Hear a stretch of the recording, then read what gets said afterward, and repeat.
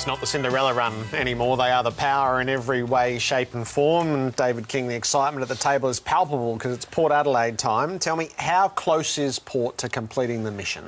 Well, it depends which way you look at it, Jared. If you want to go glass half empty, you can say they were untouched with injury last year. Their stars played pretty much every week. They had 19 players play 20 games or more. Only played 33 players on that list for the whole season. It's unheard of. That's the sort of run that generally wins you a flag. We've seen that up in Sydney over the last few years, contrary to what the Hawks had to go through. So there are reasons why they were so good, but then their style of play was so good that they could beat anyone in a short burst. And that's probably what leaves you thinking, even though they had a poor finish to the year, losing 7 of their last 12, that they've got assets and they've got this elite young talent that can go the next step. I think it's been much talked about, Kingy, though, the way they prepare. And Darren Burgess, the fitness guy over there, has built the reputation as he absolutely flogs them during pre-season and in-season as well. So the guys are... that could have been part of the reason for the second half fade-out last year. But as the players get older and more experienced, they're going to be able to cope with those loads better, and they're going to be more resilient throughout the course of the year. So they should be able to hold that fitness and not drop off, barring injury, throughout the season. So they'll be a bit more of a season campaigner this year than 2-14. There is a balance, and the fulcrum's here. And when they're young, which they are, a fairly young midfield team, and they all run these 16 beat tests or the less than 10-minute 3K time trials, and they're young down here. As you talk about their experience, it comes up naturally. They get better at their craft at footy. The 16 beepers come down to 15 and a half. Because the more you play league footy, the more I'm bumping into you and you wake up on the Monday and go, oh, that one's a bit sorer this week. The more they get knocked around, that will come down. So their real power and real strength for that team right now is their ability to cover the ground. So I reckon they need to hit within 3 years. Because who knows what happens when you don't have 15 blokes who can run on your list who are running 16 beats. Statistically, they're not in the window, but they're an exciting side that could win one. Why just because they're younger than most premiership sides from a statistical perspective. But so were Geelong in 2007. Yeah, it doesn't mean they can't win it. And clearly they're an exciting group. To me, what was exciting most about their year last year was the fact that about round 16 or 17, they went into this massive trough. And it looked like they weren't coming out of it. And yet they had the steely resolve and the belief and the togetherness to actually challenge to almost pinch a grand final spot. That'll hold them in good stead. And so how close were they to the grand final, Derm, in your mind? Do you think there's an element of false economy here? I reckon there's a false read in this. They were close. you and I will disagree. If it had gone 20 more seconds, they would have made it. That's all right. There's a slight false. I think they're grand finalists this year. If you put the gun to my head and say, where are they this year? I reckon they're grand finalists. Last year, Hawthorn played them by three-quarter time and had the win. If you look at the footage, and you only need one person to show the demeanour of the team, Brad Hill got nutmegged in the goal square by a ball when Hawthorn were 30-odd points up, comfortable lead. He got nutmegged. They kicked the goal. He started laughing. Gibson's gone, oh, you were right, mate. Yeah. Walk over. And they put the cue in the rack. Port Adelaide capitalised on that. Momentum went that way. And for some reason, Hawthorn couldn't halt the momentum. They almost threw it away. Port almost pinched it. I reckon it was a little bit more of a false read than it was a close win. And they should have just about won it. But that's where I'm going, the false read. Are you buying what he's selling? No. He's only watching the third quarter. What about the first quarter? They kicked They were 3 good. goals, 9. There's 3 more quarters. Yeah, but the game should have been over a quarter time. Yeah, it's never over against Hawthorn. Well, I disagree. 3 goals, 9 to 2 goals, 3. They are there. They are already at that level, in my opinion. Yes, they're young, but they're so gifted. These stars. You're talking about guys like Hartlett and Ollie Wines, who we've never seen a player like Ollie Wines since Chris Judd come onto the scene and break into the elite bracket of the competition almost immediately. Boak's become one of the great leaders. Boak's a great leader and puts his hand up internally when he makes mistakes. He challenges the group in different ways. So I don't think they've got a flaw on that list at the moment.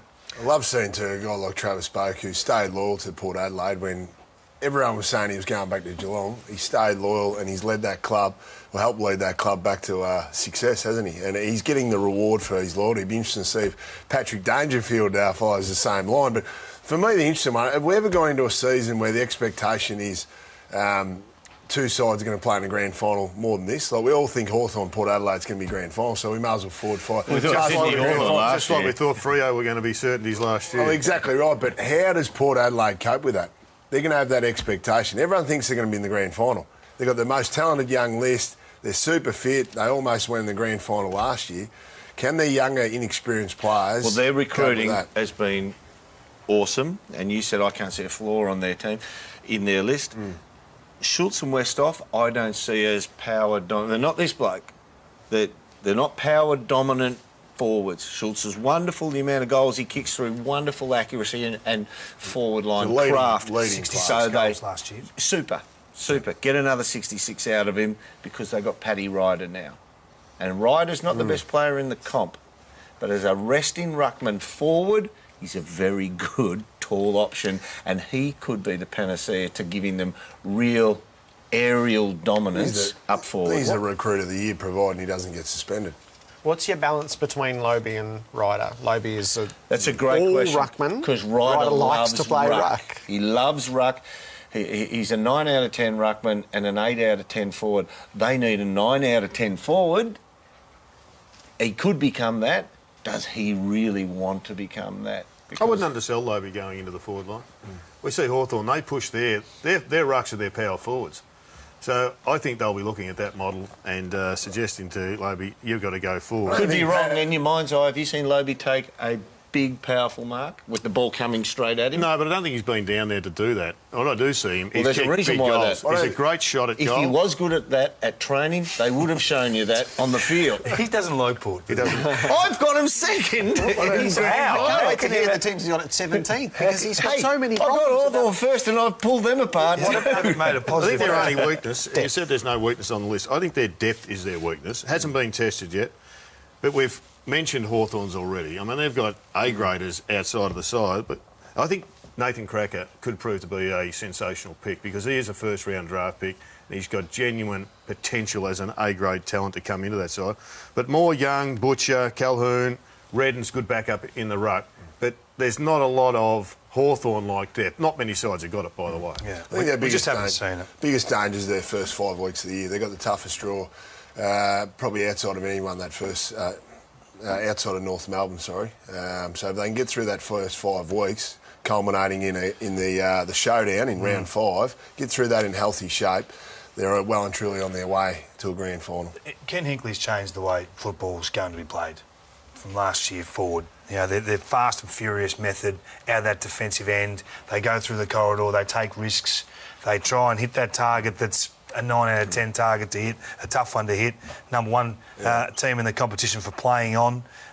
Number one for getting it inside 50 more than their opponents, averaging plus 11. So that forward line hasn't That's had where to the be Ryder great. thing comes in. If they beat their team week in, week out going inside 50, the thing I love about Ken's coaching over there too is there is a mantra at that team now, which is the envy of just about every other team, and that is team first. Yeah, absolute, complete team first. The one wild card, as well as, you know, you talked about Paddy Ryder, the wild card for me is Westhoff playing the Jared Roughhead role, going on ball as a ruck rover, not as a ruckman, and then being able to get forward or get back whenever it's required, because he's an elite runner.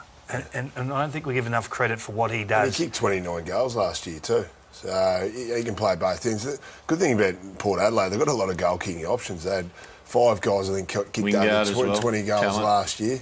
And for me, you talked about Paddy Ryder before. I'd have no problems playing the forward line of Port Adelaide because you're going to have plenty of service. So I reckon Paddy Ryder would be more than happy to play 60, 70% of the time down forward. But But he had that option at Essendon as well. And he always wanted to be in the ruck. I tell you what, they were slower than a wet week bringing the ball in. I would have hated playing in the forward line. So a final question, and just listen to the question carefully if you wouldn't mind. From the president through to the newest recruit, who is the single most important person at Port Adelaide in 2015? Travis Boak. On-field leadership, he sets the standards. The music director for me. Can he replicate In Excess's Never Tear Us Apart, which got the crowd going before the first bounce? Well, Ken Hinckley has been that for the mantra he's brought in. Paddy Ryder. Ken Hinckley for me. keep them level-headed. Ken Hinkley's been a super coach. I like the fact that everybody's trying to copy his mantra, if that's the case. Fast footy's good footy to watch. They've been a fantastic side to have at the top of the track. They are good to watch, aren't they? Oh, they're magnificent to watch. And Ken Hinkley, he'll make sure they handle the heat. I'm not sure whether they're guaranteed grand finals. Fremantle were certainties last year. There's a long way to go, but they're going to be exciting to watch.